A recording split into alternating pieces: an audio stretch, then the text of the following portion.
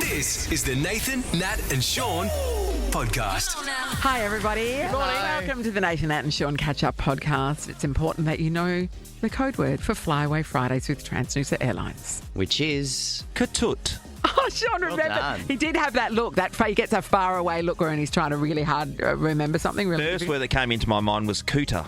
Oh, yeah, but that's not it. It's not it. That's not it. Katut. You're thinking of Anthony Koutafidis. Of course. Completely Mate, unrelated Number to this. 43 for the Yep. Blues. He was Ran- very difficult to play against. Ran for the role of a Melbourne mayor. He did actually get it. No, I don't think so. Okay. Yeah. He's just doing some bloody I know. beating the Hard drums, yards, wasn't he? Anyway, we digress. On today's show, we get to the bottom of the Middle East conflict because we are scholars in the area. Yes, we are. A political show. We get a hold of our friend Liam Bartlett. He knows his stuff. He's ducked missiles in Lebanon, so he knows what's happening. He He educates couldn't us. pay you enough for that, could you? Like, come on. But people like him, they love it. Yeah, They live, do. that's what they do. They you know? put one of those jackets on and Flak a helmet, jacket. and they get out there and just duck. He's tall Just too, duck. so He's tall too. Yeah. Nico Pajarello joins us too from KO. We talk a bit of UFC with him. Jeez, he's passionate. It's funny as. What about the Queen? Queen. She was Susanna here. Carr was Yeah. right here in the studio with us. We have a chat to her.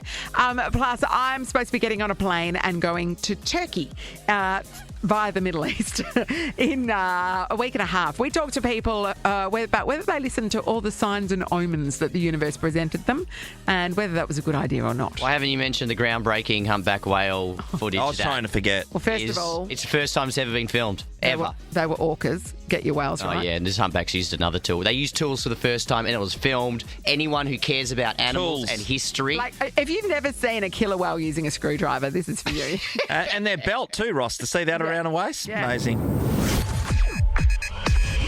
This is Nathan, Nat and Sean. On Nova. 937. 3, 2, 1, go. Morning, everybody. It's Here 6:04. David, Nat and Sean. Tuesday. Right. Yes. Better than Monday, not as good as Friday. I always think Tuesday's a nothing day, and that's why they go out of their way Yeah. to give us half-price pizza, cheap fuel. You Yeah, say yeah, it's better than a Monday, but I don't know that it is. Well, I reckon you just got to think of it as better than Monday. Otherwise, you're in a bit of trouble. You're a very positive man. Well, you got to force it, right? You got to force it. Gotta Because force once it. we get after Take through your philosophy Tuesday, for life. we're downhill, aren't we? Wednesday, downhill. I love your energy on Friday. You guys have the best energy on Friday. Alternatively, not as good on Monday. I reckon Monday we're a bit more up and about because you haven't seen one another for a couple of days. You've got stories to tell. Yep. You get to Tuesday and it's like, oh, Oh, this is it. still a lot of the week left. Bit same. You know what I mean? It's great to be here. This is the Nathan, Nat and Sean podcast. Last quarter. Sensational play. Spend more time doing you things, like cheering on Freo at Optus Stadium with Bankwest. Oh, it's time for the last quarter. Up for grabs. We have premium Bankwest best seats, two of them. See the Dockers take on Hawthorn on Saturday, July 12th. That includes premium seating, food and drink. It's going to be a ripper. Kelly is in Southern River. Kel, how do you win the last quarter? You win the last quarter. Okay. You are bang on. You're in the first quarter. You're up against Jason from Averley. Good morning, Jason. Morning. Jason, how do you win the last quarter? Win the last quarter. Wow. Jason, There's a bit of please. doubt there, Jason. Exactly. Snuck in. All Who's right. your team, Jace? Who's your footy team? Oh, yeah, the Eagles. Good. Been a good year, eh? Great. Yeah. Good. Green shoots. Shut they up, keep telling me. Sean. Green Shut up, shoots Sean. everywhere. Okay. Kelly, who's your team? I'm an Eagle supporter as well. Oh, good times. No wonder you're here to win this stuff. Exactly. Not for the game, but just the food and drinks, I'd imagine. Drinks, yeah. We've got to get through somehow, don't we? Okay, here's what's going to happen. We're going to give you the first quarter question. If you know the answer, buzz in with your name. You get it right, you're through to the second quarter. You get it wrong, your opponent moves through. Let's test your buzzers. Kelly, Kelly. Jason, Jason. they're working, guys. Super Horn Ross. First quarter question of the last quarter. Who plays Thor in the Marvel movies? Kelly, Chris Hemsworth. of course. Kelly, you're through. Chris. Sorry, I've got Chris on my mind. Kelly, you are through to the second quarter. Goodbye, Jace. In the second quarter, Kelly, you're taking on Lily from Salter Point. Morning, Lily. Morning. No, Lil. Lily, how do you win the last quarter? You win the last quarter. Bang on, Lily. And test your buzzer, please, Lily. Lily. All right. It's time for the second quarter, everybody. Which AFL team plays at GMHBA Stadium?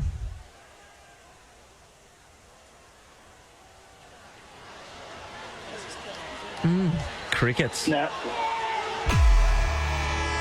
No joy. No joy. It was Geelong. Everyone knows that. If I was, it Apparently. is Geelong. Yeah, okay. apparently. Well, we've got another question, another second quarter question. Okay. You go now. Okay. What is the study of weather called? Lily, please. Lily? Is it... Oh, God. Virology? It is Urology. No. It's called meteorology. That means, Meteorology. Cal, you are through to the third quarter, where you're taking on Chili from Baldivis. Morning, Chili. Good morning. Chili, how do you win the last quarter? You win the last quarter. Bang on, Chili. And test your buzzer, please. Chili? Yes, working well.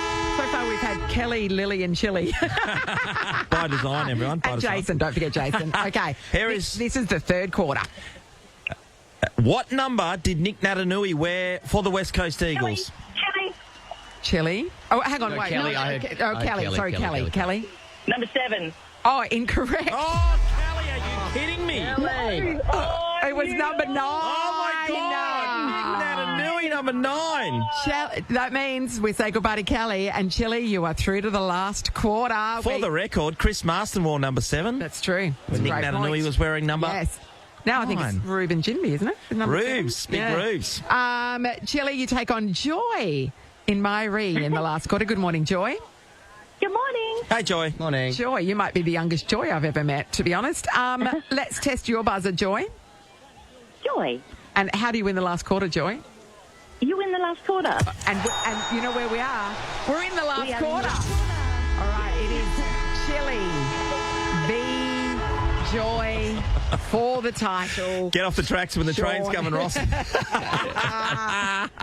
Last quarter question, please, Sean. Here it is. What is the capital of Argentina? Joy. Joy for the win. Is it Brazil? Joy for the loss. Two different Not, countries. I'm afraid. Yes, Brazil is another country. The capital of Argentina is Buenos Aires. Which means... Chile, you've won. Chile has won the last quarter. Well done. Chile!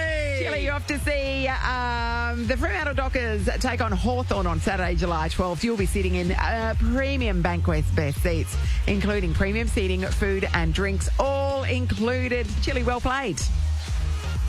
Thank you. My Good hubby stuff. will be so happy. Yeah. How I know, good. best Chile, wife ever. south of Peru. Ross, did you know that? And Yeah. Argentina and Brazil, two separate countries. Yeah, I I've have been to there. ask, Chile, is your husband's name Bandit? No. Okay, so Bluey is a Bluey reference, Yeah, that'd be everyone. good. Yeah. I like that. All over that. Yeah. This is the Nathan, Nat, and Sean podcast. Now, Ross, you got all excited this morning. I know there's some big things happening in the world today. Yeah, there's a lot of stuff going on geopolitically. But this is huge because I'm about to play you a video that is historic in the animal world. All right, so you're going to have to look closely. Describe what you're seeing at the start. It's 2 orca Killer whales. whales. Yep. This has never been filmed or known. What, they've never seen 2 killer whales I've before. seen, killer whales being filmed. Yeah, Free Willy. Yeah, just Been to watch SeaWorld, it. buddy? Right, I'm here. So Okay, so they're swimming. Together, okay. see how he's rubbing up on the other one? Are they doing sexy time? No, It's whale no. sexy time. He's really close now. Look between them. You're going to see something in a sec.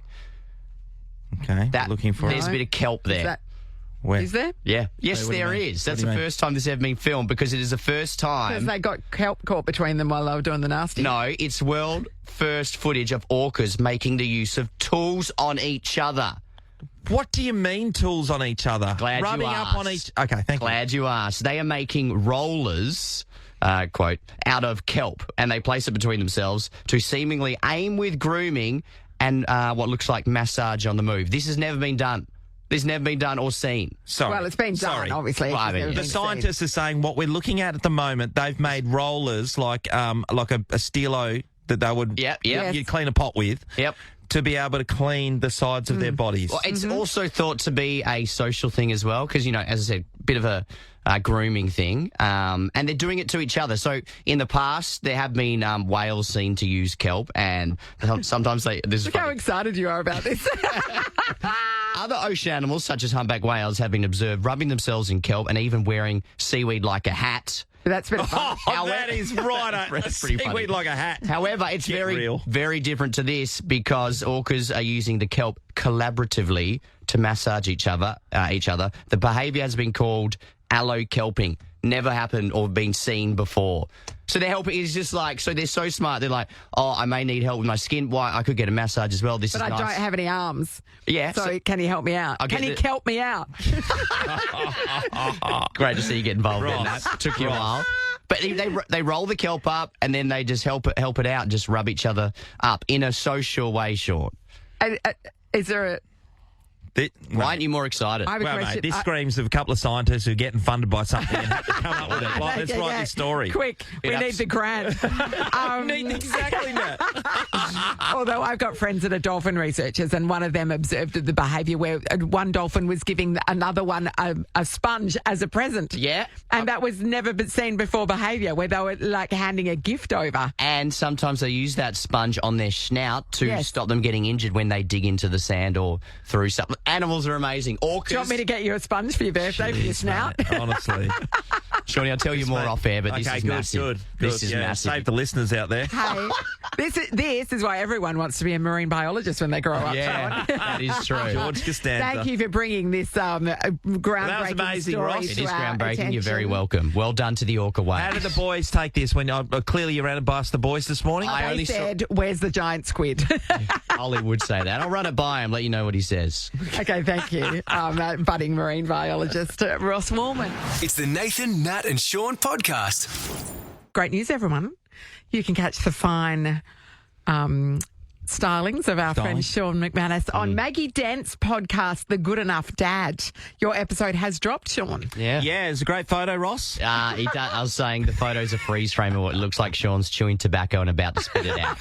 And that's the photo they picked. But Maggie said, he's honest about when he's stuffed up raising his children, but embraces the lessons he's learned along the way. So. Yeah, and I try to embrace being a dad, and therefore on Friday night was a great moment for me because I was embracing getting involved in a TikTok. Oh, classic. Sean Dads McManus of TikTok and story. TikTok are like oxymorons. Yeah, so on Friday night, and my wife tries to do this often, and it depends who's around, but she will do a pasta night for the boys, playing footy and the You would girls. have a lot of drop-ins, I presume. Yeah, I reckon there was probably 10 over the other night. And Sunny, my daughter, wanted to do a few TikToks, and one was just shaking hands with different perspective and different hands shaking, and I didn't know what that was all about. So anyway, I tried to be involved. Yeah. She said, "No thanks." No thanks. So then the next TikTok was kind of like we're all kind of posing in a group, and I stood to the back. In front, and Sonny wanted to get involved, was a young guy who plays for the West Coast Eagles on their squad, Harvey Johnson. He comes over regularly, and he's so lovely and that's an oxymoron, right? The West Coast Eagles guys over my house. Sean. Is that the right word? Oh, I thought you were saying he's West Coast Eagle and he's lovely. He is. No, he is. No, I He's thought- really lovely to Megan, and he's beautiful to Sonny, and Yes. I couldn't speak highly enough as a human being. But let's rewind. So they would have said something like, Mr. McManus, can you do a TikTok with us? Mr. McManus. I'm in my own home. I know, but like... Sir is what I asked him.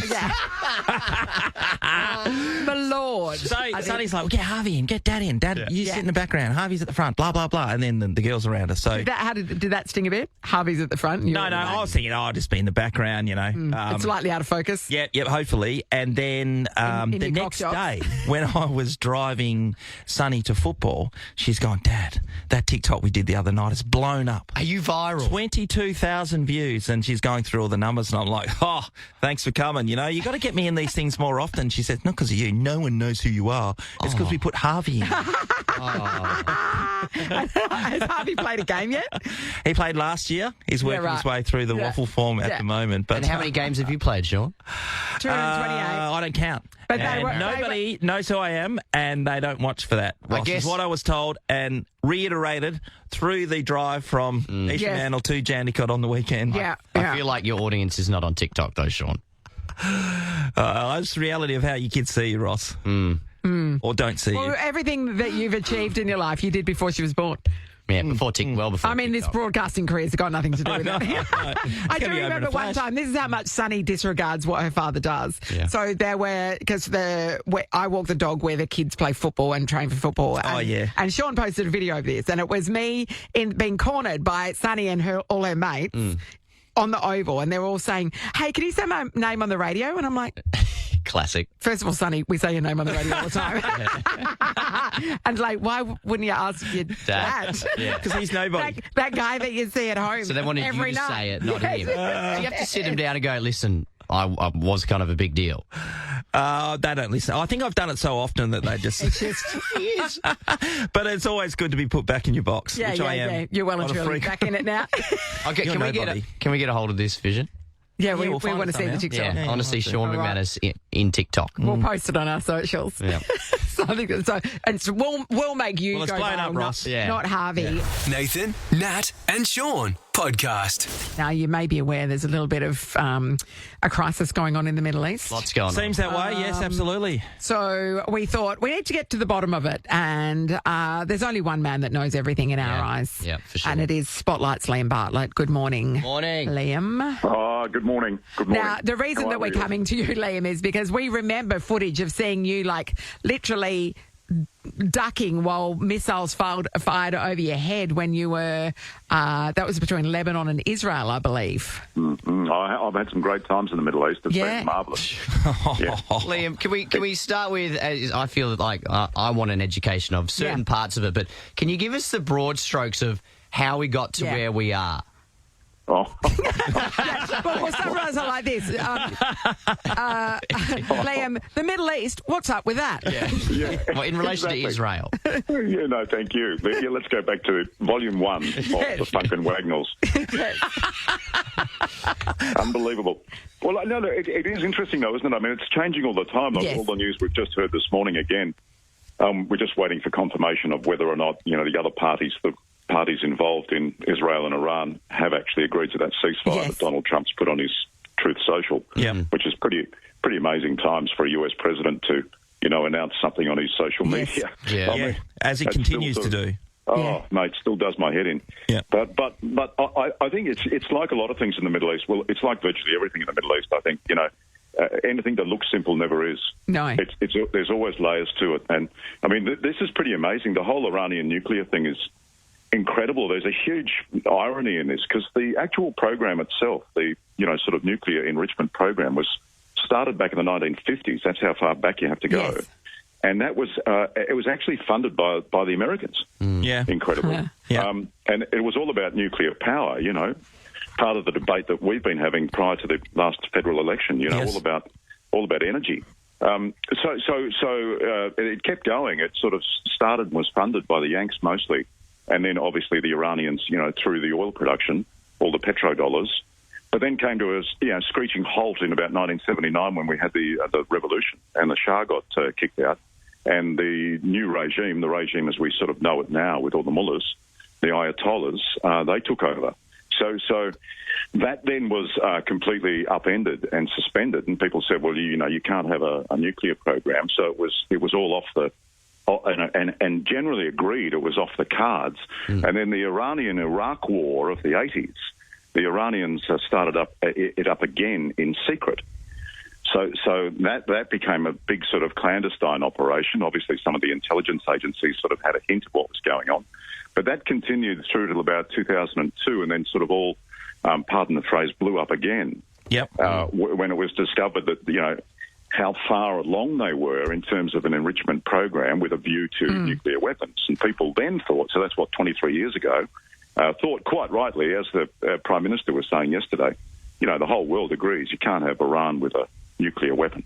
I mean, it's just ridiculous, a regime with that sort of ideology. So then they had another big agreement in 2003 to stop it. And that lasted through to probably about almost 10 years ago, 2015, when, things started bubbling up again. And then the agency that's responsible for all this monitoring, the IAEA, the International Atomic Energy Agency, they came out, literally, days ago and said, in fact, no coincidence, obviously the day before Israel launched their first missile strikes on Iran, they came out and said, "Hey guys, this is way too far along. This is you are sort of on the edge of having the bomb." Essentially, I'm paraphrasing. Yeah. And some suggestion that Russia might have been providing them with stuff as well. Oh, and that, toss the dice. I mean, any of those regimes, I mean, they do have a sort of obviously loose agreements. I mean, it's a funny old world, isn't it, when you can come out with a literal treaty between Russia and China. What do they call it?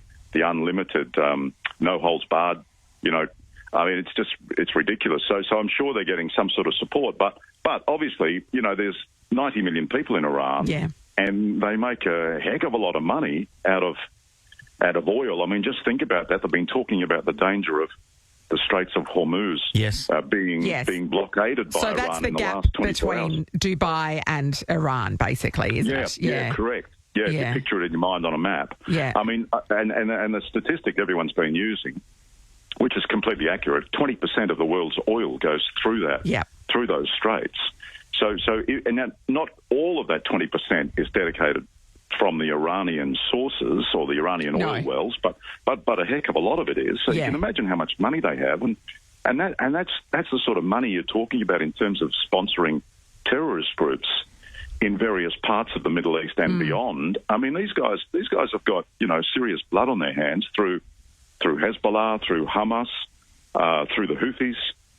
I mean, they pay the money for the rockets. They build the rockets. They channel them in. I think there was a figure that was actually quoted worldwide from the U.S. State Department, from intelligence sources there. From 2012 to 2020, they funneled something like 700 million. No, hang on. It was more than that. Sorry, that was just for one part of it. It was billions of dollars to the Assad regime in those 8 years. Sorry, 16 billion. The 700 million was just the Hezbollah.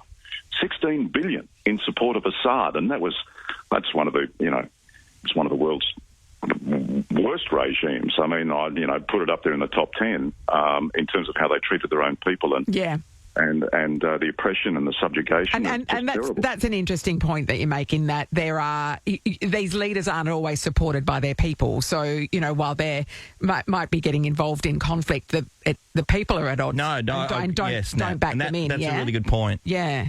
No, exactly. It's very hard, though. I mean, you're talking about a country, as I say, 90 million people, but no free press. No. And largely for the majority of those 90 million, no internet. Yeah. Because the regime and the people who have the guns, their Islamic Revolutionary Guard, they control all the internet stuff. So I mean, you have to be right up in the elite in that country to have access to the net. Yeah. Liam, one of the things people we get to see on the news, and people are talking about, oh my God, Donald Trump's going to start World War III. Yes. The Americans have come in there and they've taken out the nuclear facilities, is what they're saying. Did it need to happen now, and why do they get in? Why have they got involved at this period? Well, mate, it's all about preparation and who you believe, really, at the end of the day. Yes. But you'll recall in Trump's first term, he had, quite a good relationship. Well, that's what he told us, with the Iranians. In 2018, so what was that? 2 years into his term, he actually signed an agreement with them, and he professed that he was very happy with all the regulations and their cooperation and all that sort of thing. And, that was all tickety-boo. And then it sort of basically fell down from there. But as it became more apparent that the wheels were falling off, then Joe Biden was president. So, that's become a little bit of a political issue in America, because now Republicans blame the Democrats blame the Republicans. But obviously the whole Israeli situation with Gaza has formed how can we put it, like a playing field where now those powers have been able to actually take some action over an issue that's been bubbling away in the background for a long time, as we've outlined. None of those the Republicans and Democrats shouldn't be blamed. Barack Obama, Joe Biden, Donald Trump, they've all said in every one of their terms that we can't have Iran having nuclear. So what are they blaming each other for? No, that's right. That's right, Sean. Everyone's agreed to it. But Yeah. what I'm trying to Yes. get to, it's a bit like a spaghetti junction, I think. That's the way Okay. we can look at it. And I think it's sort of happenstance that the way it's worked. I actually think it's been an amazing strategy by Israel. If you look back, Yeah, right. It's been very strategic because from the moment that the Gazan conflict kicked off, Israel has, because you'll recall that not long after the first sort of military action was taken in Gaza by the Israelis, they also turned their attention to Hezbollah in southern Lebanon. And that is one of the other very, very strong proxies from the Iranians, from the Iran side of the fence. Now there was no, there was no mistake about that. I mean, they destroyed a lot of Hezbollah's military strike force, a lot of their missiles, and a lot of their ability to be able to strike back. And that's been sort of months in the making. I mean, taking your hat off to Israel there for a moment because they've set a playing field whereby the Iranian response has been very much muted, very much. If they hadn't have been able to affect Hamas and Hezbollah the way they have, the US have been concentrating on the Houthis. So by the time you got to the actual strike force, this Operation Hammer Strike, as they called it, by the time you got to that, the Iranians were largely, muted because previously, 6 months ago, they would have expected all their proxies around the place to certainly attack Israel. Yeah, so Israel took them out first, essentially. Absolutely. Yeah. And they set the groundwork for what's been, a pretty quiet response, and hopefully, that will lead to a more diplomatic outcome. Well, as somebody who's about to fly in a week and a half good luck. through Dubai, I'm hoping, and I'm not the only one, the flight's diverted all over the place last night. Hoping things calm down soon. Thank you, as always, Liam Barlow. It's a pleasure to get your insights because you're the wisest man we know. He is. Well, thanks very much for giving me an easy one because Light-hearted stuff for you. Yeah. That's right. I'm not going to get invited to any dinner parties in a hurry, am I? You can come to ours. We'll allow it. Good on you. Thanks, Liam. We'll talk again soon about something fun. Thanks, guys. I'll hold you to it. Okay. This is the Nathan, Nat and Sean podcast. Royalty in the house, the one, the only, the Queen of Perth. Oh, Susanna Carr. Welcome. Morning, back, Susanna. Susie. So nice to see you. It is. know. Ross just gave you a bit of word of warning too. What did you say, Ross? I said no swearing, please, and then we all laughed because when do you ever swear? In the car. Oh, are you a road rager? Are you? No, I'm not, but I'm a reactor. Okay, and what level of swear words do you go? It depends on the offence. Yeah. So somebody pulls in front of you without indicating. That's The ones who drive you crazy, the ones who do something stupidly wrong, like pulling in front of you when you're on the roundabout or whatever. Yeah. Yes. And then they give you the finger. I know. That happened to me yesterday. I know. How good would it be to get the yes. finger from Susanna Carr back though? No, I haven't given anyone the finger. Maybe I should. But you've thought it in your mind. I have to put a mask on first. Yeah, I can stabs their imagine. ties. Hey, that'll get you. Try going fast now. The rest of the time, no Mild profanities. Very Not really. mild-mannered, very Not well really. behaved. Susanna, how long has it been now since you've started reading the news? How long you guys have been together for? 40 years. Yeah, we had our big 40th. this Remember? year. Do you Yeah. ever With the think coin? I mean, you'd be asked about this a lot. How long do you think you just keep going? You enjoying it? Yes, this is the You thing. actually are. And the trouble with news is that it just keeps Even getting with more Rick, you are fascinating. enjoying it. We actually get along No, I pretty know. well. Yeah. I mean, we're so sort of different in many ways, Yes. and yet it works. It really Yeah. works. Yeah. So Paul Rick's off at the moment. He had his rotator cuff operated on. Oh, yes, okay. So he can't put a jacket on. Yeah, so that's why he can't read the news because he can't put a He jacket just on. got his arm strapped to his Yeah. body or Yeah, something. yeah. Susanna, I remember when we were down south one time and I was in the water and Rick had caught a wave and he dislocated his shoulder. Oh, and I wonder if and this there's was all these people carried him up the beach, really, and then had to... You know, the way people carry you at the beach as well. Yeah. And I reckon it was a few years ago. I reckon that was probably the damage that occurred in It that probably case. was. Well, he did it surfing, I know Yeah. that. So you were there, Sean. You were Yeah, I was there. out in the water. I think did you I think help? Drew Banfield helped. Oh, I know, I No, the definitely answer's didn't help. no. The waves are you too guided good. other people to help. Somebody I should can't go and help Rick. I'm busy. Now, Susan, the reason we've got you in is because Yeah. the City to Surf, it's happening on Sunday, August 31. It is Yep. an institution. It Everybody is. knows and loves the City to Surf.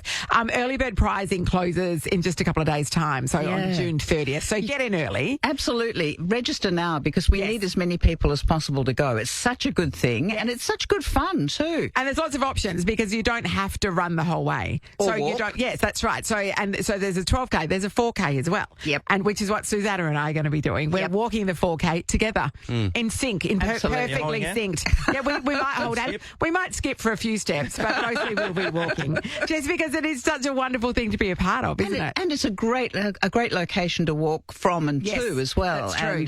And I don't think I could do the city one because I'm terrified of that hill that you take Yes, off. yes. I mean, when you start a race and you go up Yeah. that hill, that's for serious people. Yeah, and also your western suburbs only. So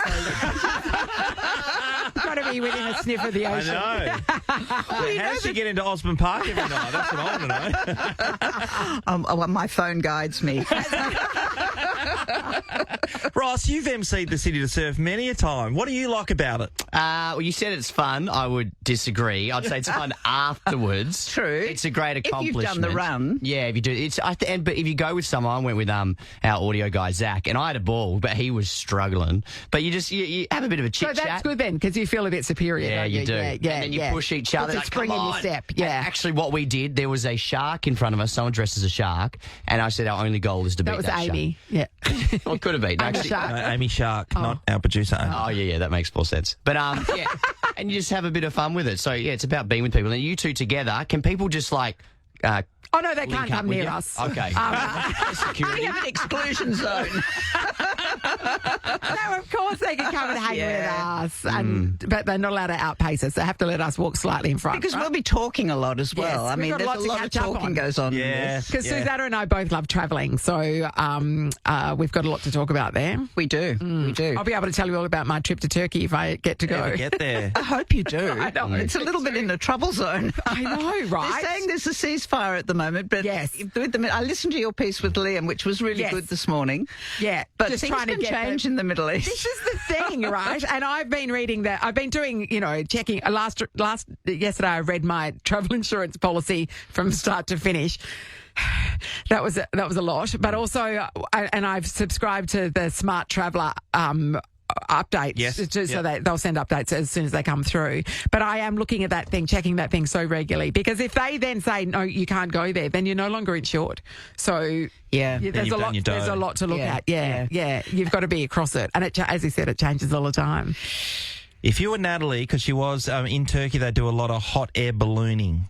I've done hot air ballooning in Turkey. Was it a you good really? experience? Yeah. Because It was amazing. Are you going to Cappadocia? yes, I am. Yes. Yes. 65 balloons went up at dawn. It was sensational. Well, I promised my mum loved and dad it. I wouldn't do it. Do it. I know, but Ross. I'm going to butt in here. I went to that same place and did it, and midway during the flight, they said we need to go down and somebody has to get off immediately because we're in a bit of trouble. And So by get off, put too jump many out. people on. I don't know Jump what happened. out. But they pulled it down and said as soon as it's near the ground, we must have people get off. I jumped off as soon as I could, and then they just go off again.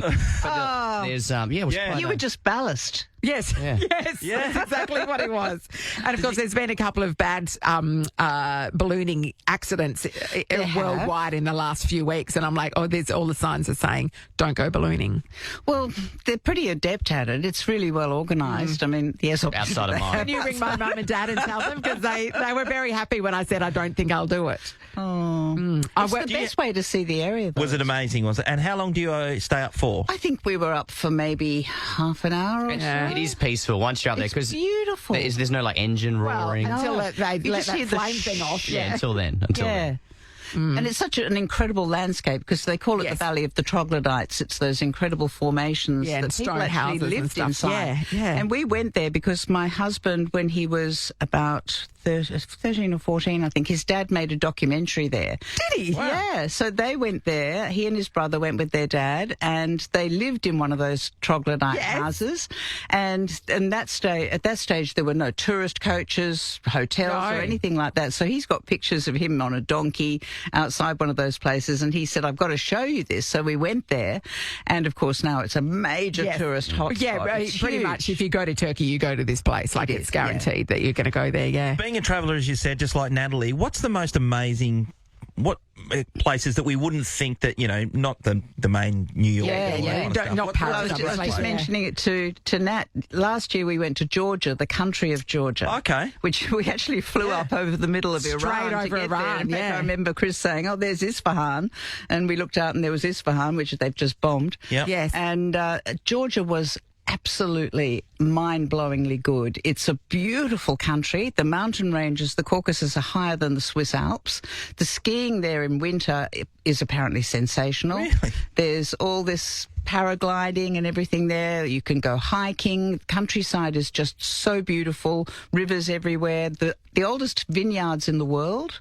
So in Georgia. Wow. A huge wine industry there. Tbilisi, the capital city, is fabulous. It's a bit run down, and they've got all these amazing old houses that don't get done up because nobody can prove who owns them back previous to the Soviet era. Of course. And so, I'd go there. We hired a guide, and she was amazing. She had her own car and drove us all around through the countryside, went up to the Russian border. It was fabulous. How about that, Sean? Oh, it's amazing. And I think a lot of us, like me, for instance, any places around that Middle Easty area, you feel this is on the Black Sea, right? just below Russia. It's a former Soviet state. Yeah. So it was a part of Russia back in the day. Yeah. They're not that keen on the Russians, but they've got a fairly pro-Russian new government. The government's a little bit of an issue at the moment because a lot of the young people really want to align with Europe. Bet. And some of the others want to more align They want to get into Eurovision. They want to align with Russia, or they're told to align with Russia. Russia has a fair influence in there, but it's got some really funky hotels. It's got a great art scene. The food is beautiful. It's really real, and they've got some of the best growing ground in the world. And we went when we were in the countryside, we stopped at a restaurant for lunch, and they just got trout out the river. Oh. And as you know, you can't get fresher than that. Yeah, that was amazing. That's wild. Yeah. And what's next on the list? Where would you like to go next? Major conflict notwithstanding, obviously. One trip that we did book and we cancelled. It'd be funny if you said Bali. No, it was Iran, actually. Oh, yeah. Okay. I would love to go to Iran. Yes. I might wait a few years. Yes. Probably now's not the time. But I've got friends who've been there who said the Iranians are the most welcoming people there. It's a fantastic place with so much history, and it's huge. It's a very, very big country. So one day I'll go there. Yeah, just put it on hold for a couple of weeks. Yes. All right, that'll be after. You'll have to go after we do the City to Surf. Absolutely. Of course. Check out the City to Surf. It is happening August 31st, but you need to register now to get a bargain. Early bird pricing closes on June 30, so hurry up. Susanna Carr, I will see you there. You will. We'll be in our finest active wear, ready to go. Thanks, you. Susanna. And of course, Nat. Thanks, 7 Sean. News. You know where to find her. This is the Nathan, Nat and Sean podcast. We talked about it a little bit earlier this morning, but obviously the news overnight with all the flights in and out of Doha being impacted, and it's like... You're going to Turkey now. I'm going to Turkey via Dubai, and when you look at a map, Dubai, you can pretty much, from Dubai, you can see Iran. And that Strait of Hormuz that they're talking about, the Iranians blockading to stop 20% of the world's oil getting through, is there. That's where it is. That's the strait. Yeah, so people could have a fight there. Yes. Because they're blocking it, for instance. Yes. And so you go, as I said yesterday, I don't want to make this whole Middle Eastern conflict about me. A lot of people are flying to Europe, though. A lot of people. This is the time of year when everybody is getting out of here and going to Europe, and most people will fly through either Dubai or Doha. That's the reality of how most of us get there. When we had Susanna here just a minute ago, you were talking the fact that you went through the insurance detail, the disclaimers and everything to make sure that you're covered. And it's a bit unclear about conflict. Like there's things about acts of terrorism. There's things about weather events. There's things about Quad bikes. The things that you can do yourself. Yeah, quad bike. You're not like my insurance. This policy, which is their standard policy of this company, you're not insured if you ride a quad bike, Sean. Fair call. Really? Yeah. Let's get a three-wheeler. Easy. Hey, got him with fine print. Yeah, in your face, Tubby Rubbles. So I'm reading that. I'm following Smart Traveller. I've never read Smart Traveller more religiously than I am at the moment because we're a week and a half away from. I go on Friday week. Hopefully, go. I know. You've had terrible luck. I have had bad luck. So let's go through my bad luck. So last year I couldn't get home from Prague because of the floods in Dubai. Closed the airport for a couple of days. You were stuck in Dubai in the airport? That was a different. So that was coming back from. No, I was stuck in Prague on that one. Oh, this is another one. Yeah, Cloud seeding. That's what it was. Then the time before that, I was going from here to London on the direct flight, and somebody had a medical emergency. Yeah. And we ended up in Singapore, missed my connection to Copenhagen. You can't get mad at that, could you? No, and nobody was mad at it. Like, it's just everybody was very accepting of the situation, and he survived. So the fact that we ended up stopping in Singapore saved somebody's life. Yeah, but saved a also, life. once again, it's just that curse of my travel curse. Yeah, I got through so many years of not having hassles, and then all of a sudden I had hassles. But the time before that, 2019, when I went to Morocco and got stranded in Dubai for 2 days because I missed my connection because the flight out of Casablanca was just late. You missed the opportunity to marry a bloody a sheikh then and just live the life. Yeah, just go on a private jet. Yeah, I know. I was in a terrible, I want to say airport, transit hotel near the airport. Wasn't in the airport, and it was just awful. What about your hiking holiday? Hiking holiday cancelled because I did my knee getting out of bed. So I still went on the trip, but I couldn't the actual hiking bit of it. And that's when I discovered that there's a limit to how much you can claim back for cancelled plans. So the cancelled tour, it was $4,000 was the actual hiking part of it. I only got $2,000 back for my insurance, even though it was because I hadn't read that bit about how there was a restriction. Ross. You have to pay more. What have you done in your past lives or this life that you have such karma? I mean, there has been offset, though. So one time coming back from Jamaica, I got upgraded to first class between New York and Dubai. Yeah. That paid for that. And on the way back so I just went to Mexico and LA, although I nearly missed the plane back because the president was staying at my hotel and the Uber couldn't get anywhere near. Of course. Yeah, I know. But when you came back from Mexico, you had all those drugs with you, so that's paid for it. I know, but I did and I got bumped up to first class again. Then my points upgrades came through. Points, you say? In both directions. Hello. But this one, Nat, in particular, you had difficulty with your visa for Turkey. That was an episode for all of us. Yes, that's right. It was. This is happening. Yes. Sometimes you've got to just go with the feeling that the world is deciding that it's not the place for you. It's against you. A lot of people buck the Sorry. trends. Yeah, but people buck the trends when they see the omens. So what you're saying is I shouldn't go? Yeah. But Ross told you a hot air balloon story just recently. yeah, I'm not going hot air ballooning. I have made that decision, even though Susanna Carr was trying to make me do it. She was.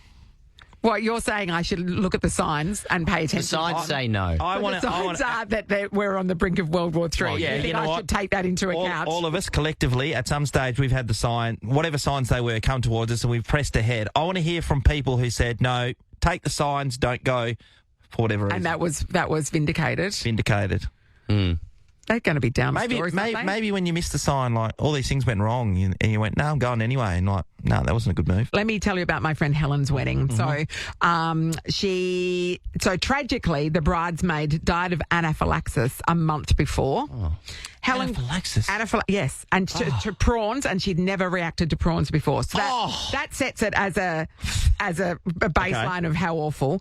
The bride, Helen, got chicken pox 2 weeks before, and she had massive scars, big boxy scars all over, and she was supposed to be wearing a strapless dress. The wedding was on the groom's mum's little farm in a place called Lancefield, which is out of Melbourne. Their car, they were going up to set up all the lanterns and things in the garden and everything, and the car broke down. The dog ran away. Well, there's a lot. It's not just and one. then on the day, howling gale and horrendous weather. It was February, and the weather the day before had been 36 degrees. At the time of the wedding, it was 14. And she still went through Still with went this. through it. So that, and the wedding was supposed to be out so we had the ceremony, which was bad enough, and then the reception was supposed to be in the garden, and they'd set up all these lanterns just getting blown around, and the weather was wild. So we had to go inside the house, tiny little house. We all crammed in there. They lit the fire, and there was something in the chimney, and the whole house got smoked out. The smoke alarms went off. And then they went up onto there was a little mezzanine at the top to do like a quick speech, right? Yeah. And as Helen was walking back down, her $300 shoes, both the heels snapped off. Oh. They've been married for 20 years and they're still 20 together. years, okay. So don't listen to the owners. Okay, no. Meg's that's right. in Claremont. Hi, Meg. Hey, how are you? Good, Meg. Meg, were there a whole lot of signs telling you shouldn't do something, and did you do it? Yeah, damn straight. Yeah. Damn straight. Okay, what happened? So I just come back from 4 weeks in Europe where I'd busted my toe. Yep. So that was fine. So then my sister came out from New York, and we kind of like meet in Queensland every year. And I went, I don't really fancy kind of like going because I've just come back from New York for 4 weeks. But I thought I bet it's my sister's. So I fly over there, and it's all good.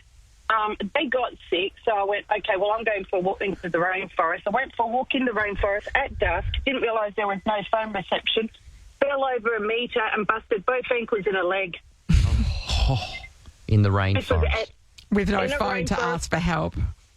No phone reception at dusk. So I walked myself out the rainforest and drove myself to the hospital. With 2 broken ankles. 2 busted ankles, took out all the ligaments and busted a leg. It was the end of last year. How was the Meg. walk out of the rainforest like that? And the drive. Yeah. Oh, yeah. Yeah, that was good fun. That was good fun. That is hectic. But it was worth seeing your sister. Absolutely. I Was saw it? her for a couple of hours. That was it. You saw her for a couple of hours. She didn't come and visit you in hospital. Yeah, and then we were supposed to have dinner, so I sent them a text message going, oh, sorry, can't make dinner. I'm in the hospital. I've busted my ankles and legs. And they didn't believe it. No. That does sound like something I would do, though, to be fair. Yeah. So, yeah. So you should have listened to yourself when you said, oh, I can't make it. I've just got back from a big trip. I'm not going to do it. Because if you'd listened to that, exactly. if you'd listened to yourself, none of this would have happened. So what a story. You know, it's character building stuff, ligament All right, damaging. thank you. yeah, not great for your joints, but great for your character. Thanks, Meg. Sam is in Ellenbrook. Hi, Sam. Good morning, guys. How are you? Right, Morning, we're Sam. talking about whether we should listen to the omens, look at the signs or not. What have you got for us? I should have listened to mine. Okay. We had so many omens before we got married. We separated and decided whether we try the reconnect thing. So we set a date to go out on a jet boat ride down at Elizabeth Keys. That was your reconnect, okay. the jet boat ride. Yeah. Yeah, Okay. so it was going to be heaps of fun. We were trying really hard to reconnect. The night before, I was like, no, I can't do this. I don't want to do this. Full backed out, full cold feet, called everyone I could. Like, guys, cover for me. Someone just take over this spot so I don't have to go. No one covered for me. Oh. Yeah. So we got there, and I broke my leg in 7 places before I even got on the jet boat ride. Oh, It took me 18 months how to learn how to walk again. He looked after me for 18 months. Did and he? then we broke up. Oh, then you broke up. no. Yeah, once you got your ability to walk back, you're like, I'm out Yeah, of no, here. she's walking off with me. Ah, I'll get in It's first. mean, done now. To his credit, the fact he did stay and look after you, because I thought you were going to say that showed you his true character. But no, he stuck by you then, and then once you were fully able, he was like, nah, I'm out. yeah. No, I should have listened to the omens. It should never have happened. How did you break your leg? I fell down a curb. Oh, Sam. That's so, like, hey, All these things in Natalie Locke, this is what happens. Out of yeah, bed. it happens to people, Sean. And by people, I mean me. Yes. I mean me. You fell down a curb. Yeah, no, I've done that too. Sam, that's, yeah. So, I don't know. Sam, from your experience of not listening to the particular omens, do you think that I should get on a plane to Turkey next Friday?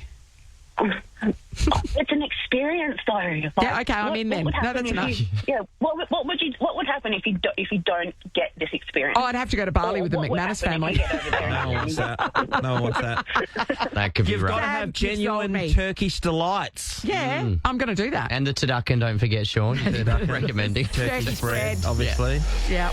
Nathan, Nat, and Sean is a Nova podcast. For more great comedy shows like this, head to novapodcasts.com.au. Nova.